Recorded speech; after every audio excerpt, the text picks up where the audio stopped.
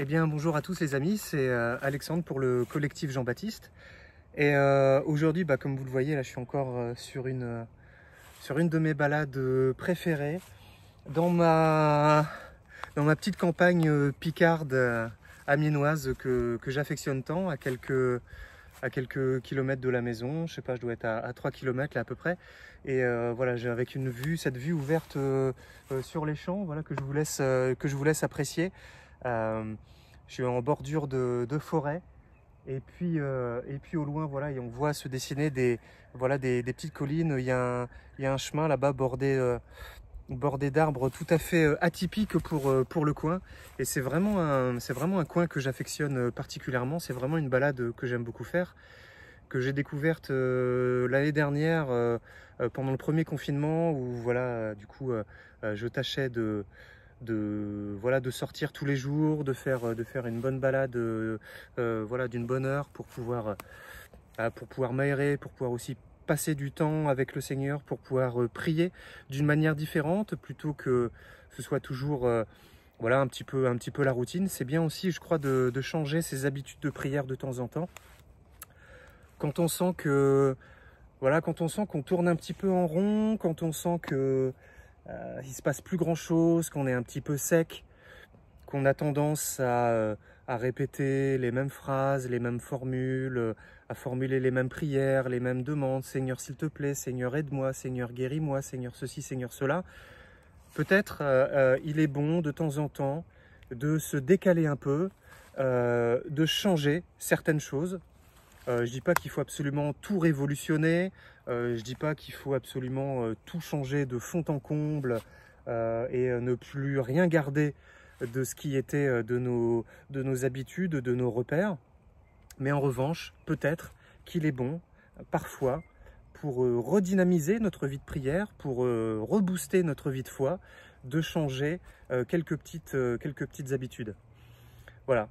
Je souhaitais aussi vous partager un verset que voilà, que presque tout le monde connaît, je pense, que l'on a souvent entendu, qui est souvent prêché. Et personnellement, voilà, c'est le verset qui, dans la famille, tout le monde le connaît. Ma femme le connaît par cœur, mes garçons le connaissent par cœur, et ma petite fille de 3 ans le connaît aussi par cœur. C'est pour vous dire que c'est un verset important qu'on a inscrit vraiment qu'on a peint sur un grand bois de palette, et qu'on a accroché en plein milieu de la maison.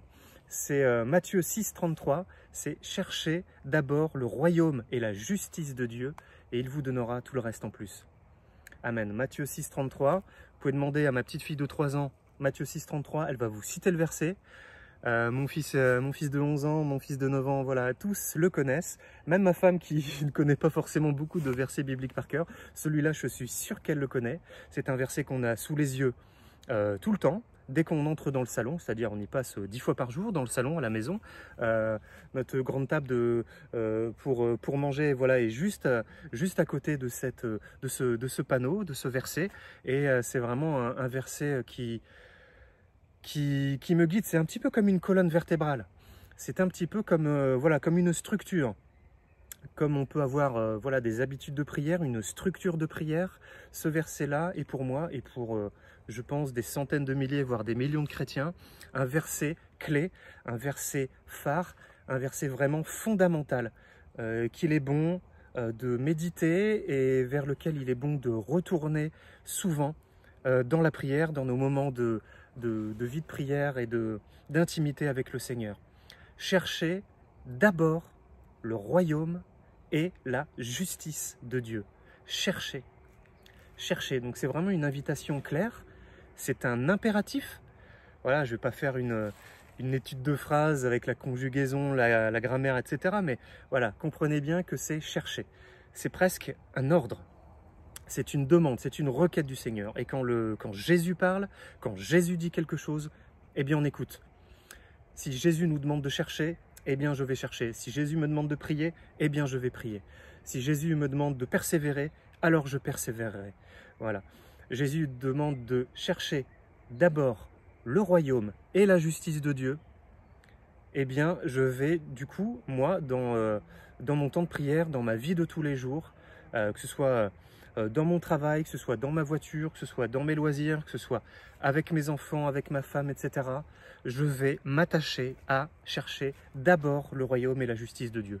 Bon, bah une fois qu'on a dit ça, on n'a pas dit grand-chose. Qu'est-ce que ça veut dire chercher d'abord le royaume et la justice de Dieu? Je crois qu'on pourrait aussi dire, on pourrait peut-être, pas traduire cette phrase, mais l'exprimer d'une manière un petit peu différente en disant par exemple, chercher ma face et non ma main. Bon, en essayant de traduire, peut-être que j'ai rendu les choses encore moins audibles, peut-être. Je peux comprendre. Cherchez d'abord le Seigneur. Cherchez d'abord une relation avec le Seigneur. Cherchez d'abord une intimité avec le Seigneur. Cherchez le royaume, c'est-à-dire cherchez et atteignez la foi. Cherchez à développer votre foi. Cherchez le royaume et la justice de Dieu.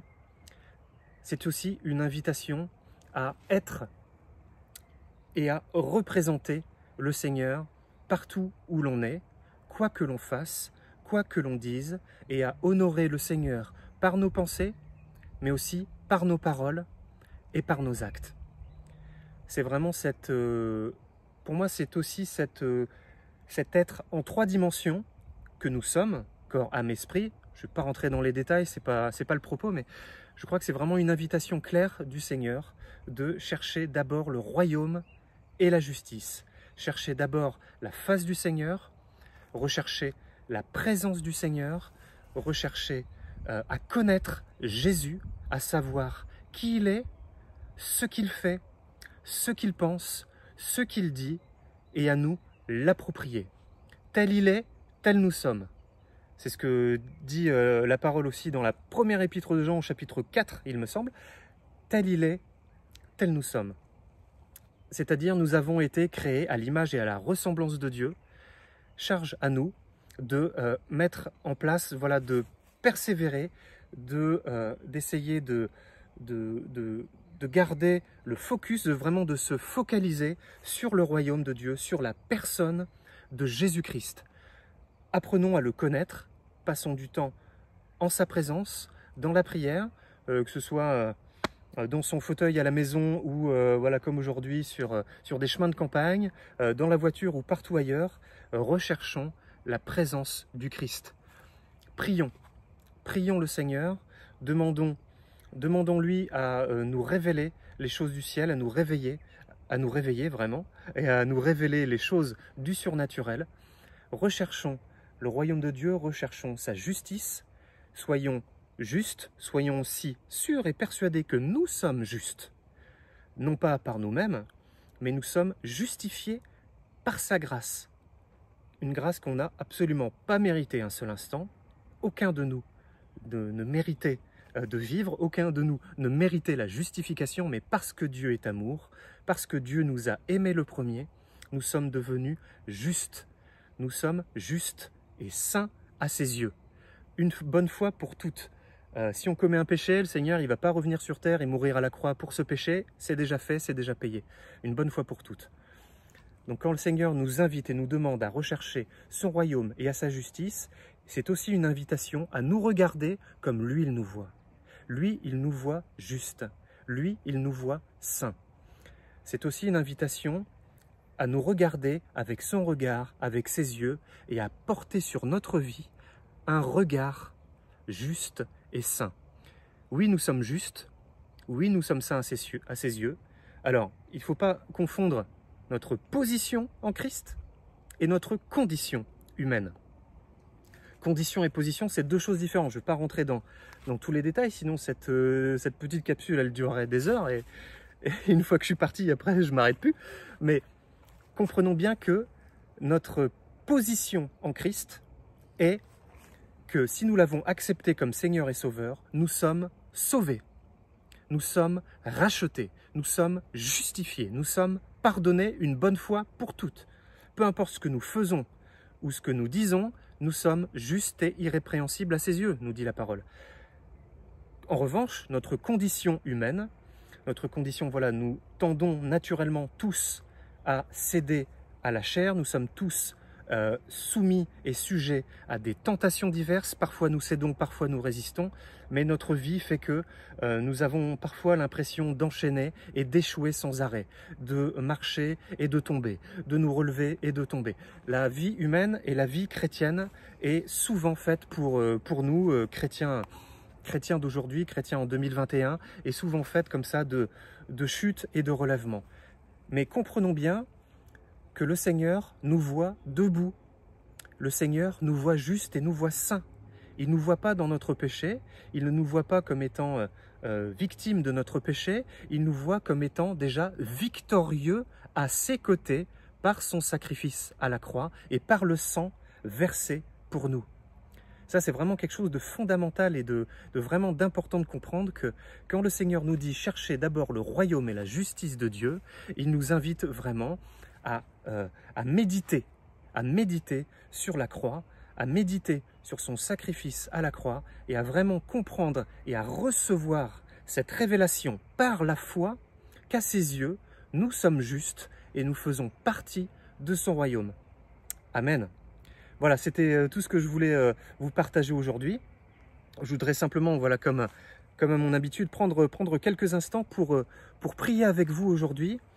Et je crois que je voudrais vraiment particulièrement prier aujourd'hui pour toutes celles et ceux qui tomberaient sur cette vidéo, entre guillemets par hasard, peut-être conseillés par d'autres personnes. Je vous invite d'ailleurs à partager cette vidéo. Et voilà, peut-être à des personnes qui ne connaissent pas le Seigneur, eh bien, je vous invite simplement, voilà, à fermer les yeux et à pouvoir dire « Seigneur Jésus-Christ, je veux te connaître.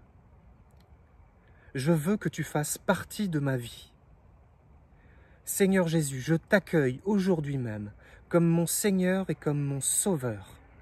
Sois le maître de tout en moi, Seigneur. Apprends-moi à te connaître. Apprends-moi à suivre tes voies. Révèle-toi à moi. J'ai soif de toi, Seigneur. Révèle-moi ta présence. Manifeste-toi. J'ai besoin de toi. Avec toi, je suis victorieux. Je veux chercher ton royaume et ta justice. Je veux chercher ta face. Sois le maître de tout en moi. Amen. Eh bien, merci à tous, passez une bonne journée et n'oubliez pas que vous êtes bénis.